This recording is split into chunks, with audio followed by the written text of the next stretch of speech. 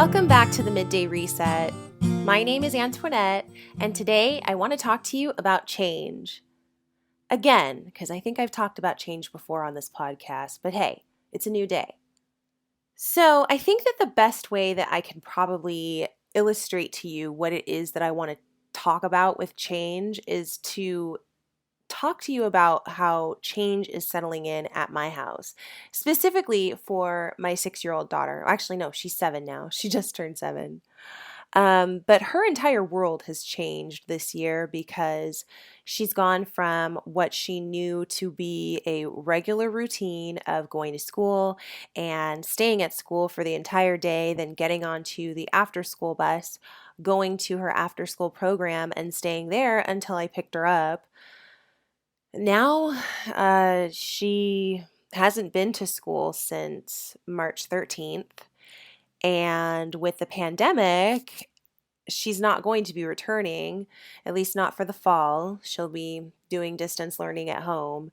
And that's very, very different from what her life used to look like, where she had that sense of autonomy, so to speak, every single day. She got to go into school and hang out with her friends and her teacher and interact that way and be away from me and her father and her brother and the house. And maybe I identify with that a lot because that's what my experience was like too as a kid. I went to school outside of my home and I didn't really do a whole lot of after school activities, not with my school. I was in dance and did a couple of extracurriculars with music, but I never was in any sort of a school program for after school care or anything like that. But I did have the sense of autonomy. I was a latchkey kid, so that means that I was letting myself into my house when I would get home from school, and my parents would come home a few hours later when they were finished with working. Um, so I get it when it comes to the independence that you often start to gain when you enter school age and how important that is for kids because I remember that was very pivotal for me um, in sort of standing 10 toes down and being responsible for myself. And that doesn't even take into account the social aspect of things, the idea of getting to see your friends at school and talk to them about the new Trolls movie or this really cool toy that you got or this really cool video that you saw on YouTube or, whatever it is that kids like to talk about. That socializing aspect is also gone. Um, and I mean, you can try to replace it and supplement it with things like Zoom or FaceTime, those digital calls that you make to people where you can see their face and hear their voice, but I don't know. I don't know if that successfully replaces what used to be. And I know that for my daughter, I definitely see how change is something that she's learning to get used to slowly but surely. And to her credit, she's doing well at it for 7 years old. But it's also something that kind of throws you for a loop for a second. And I understand that part. I wouldn't say that I'm somebody who necessarily loves or embraces change. Change is something that I have no problem going along with because I recognize that usually at the end of change, you get some sort of a reward, such as uh, growing in some way or learning something new or just expanding your capacity of understanding. So that's good. But change is something that doesn't feel nice because it takes us away from our norms. We have to learn something new all over again. There are lots of people who will stay on a job that they really don't like all that much, mostly because they know it, they're comfortable with it, it's familiar, and to go start at some place and be the brand new person all over again is a huge change. Change often incites stress in people because when things change, then all of a sudden we introduce the unknown and we don't know what's waiting for us at the end of the road, at the end of the tunnel. And so that often can trigger those feelings of anxiety and stress. And I think especially when you take into account the constant cycle of change that 2020 has been for all of us around the globe. Of course, my perspective being most informed when it comes to what's happening here in the United States, but I recognize that we are not the only country that has been affected by the pandemic, as well as the economic implications of the pandemic, and a lot of the social unrest that is happening pretty much across the globe as well. I mean, we have a lot of unrest here in the United States for multiple reasons. It's an election year this year, but also Hong Kong and Beirut and other places. So I think that when you get trapped in a cycle of constant change and everything is constantly uncertain, and some of it is just downright scary when you see some of the outcomes, when you see some things that are occurring, then it's easy to fall into some depression for that too, because getting that sense of normalcy suddenly feels so difficult. Everything is slipping through your fingers, and it takes a real serious mindset shift to reverse something like that. Not an easy task. So, I've made some observations about change that I want to share. And after I share those, then I will give you my philosophy on change. And you can either take it or you can leave it. I'm not saying that you have to agree with everything that I have to say. So, the first observation that I've made about change is that it takes more energy to fight change than to adapt. And this is strictly because it takes a significant amount of energy to resist change. Okay, so here's an example. When I used to work for a hospital, I was a registrar in the admitting department. And so that basically meant that I would talk to patients who came into the hospital for x-rays or lab work or surgeries, and I would verify their information, make sure I got their insurance information, and made sure that I had up-to-date emergency contact information for them, because since we were the local hospital, if that person were to get into a car accident, they would likely be brought into the ER that was at our hospital, and we would need to be able to contact someone in the case of an emergency. So, anyway, I remember we switched software systems for how we were recording all this information, and half the department went along with it and was cool. The other half was just like, no, I hate this. I can't believe you're doing this to us.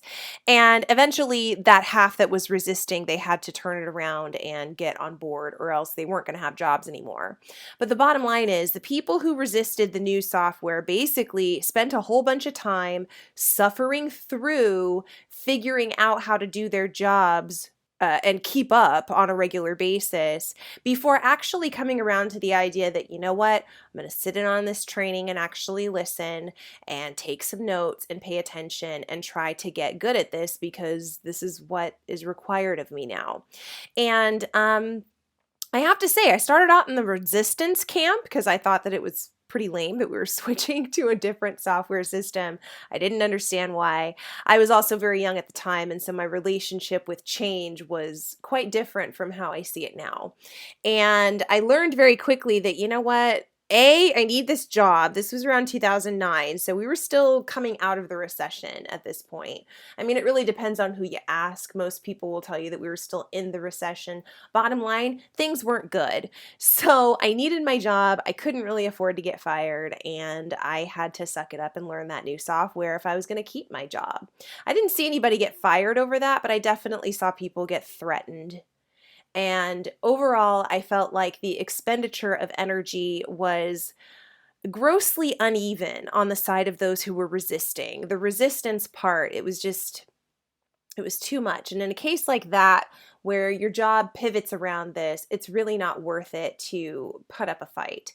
Now, that's not to say that you cannot ever object to something or decide against something. And people who know me know that I am capable and I support other people's ability to say no. But the idea that you are resisting change simply because you don't like something, even when it's something that heavily impacts your livelihood, your ability to be productive, that in and of itself seems like a waste. And so I don't recommend it.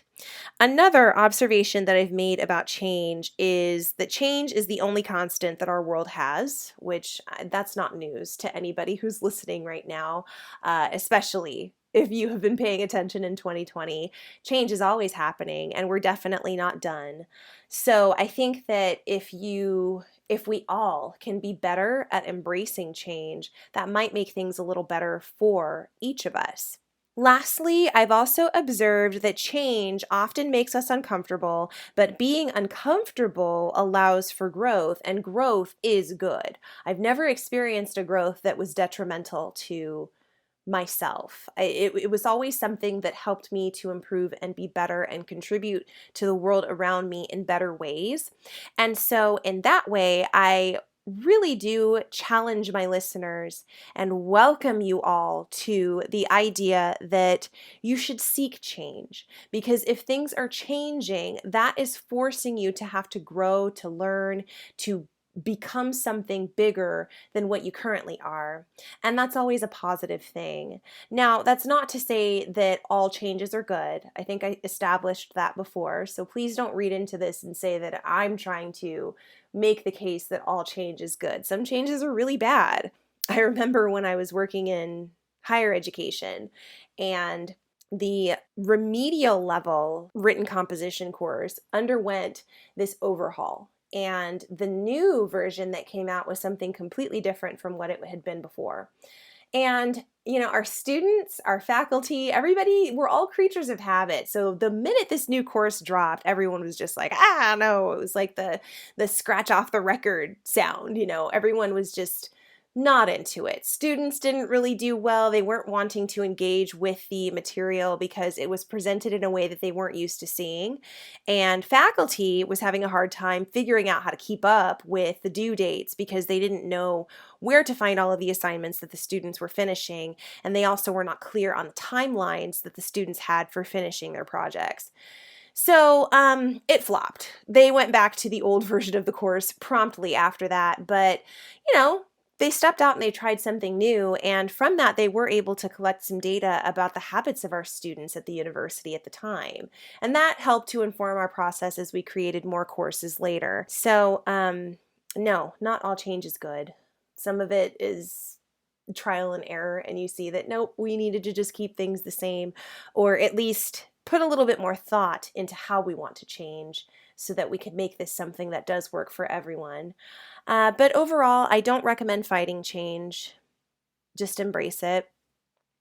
The sooner that you can embrace it, then the sooner you get onto the path of embracing your growth and embracing how much you can become on the journey. And in my fight against anxiety and depression, my growth has been one of my biggest tools that I've been able to reach for as I have looked to conquer more. So I hope that it can be for you. Thanks so much for tuning in. It feels great to be back. It feels great to be talking to you again, and I'd love to hear from you. So you can write to me at Antoinette@middayreset.com. You can also follow me on Instagram at The Midday Reset. You can also follow my personal account at Miss Antoinette Chanel. And middayreset.com is actually undergoing yet another makeover. I know I'm always doing this, but I'm tweaking that website and I'm really excited for how it's going to turn out. So make sure that you stay tuned. Thank you so much for joining me today. Take care, my friends, and I will see you next time.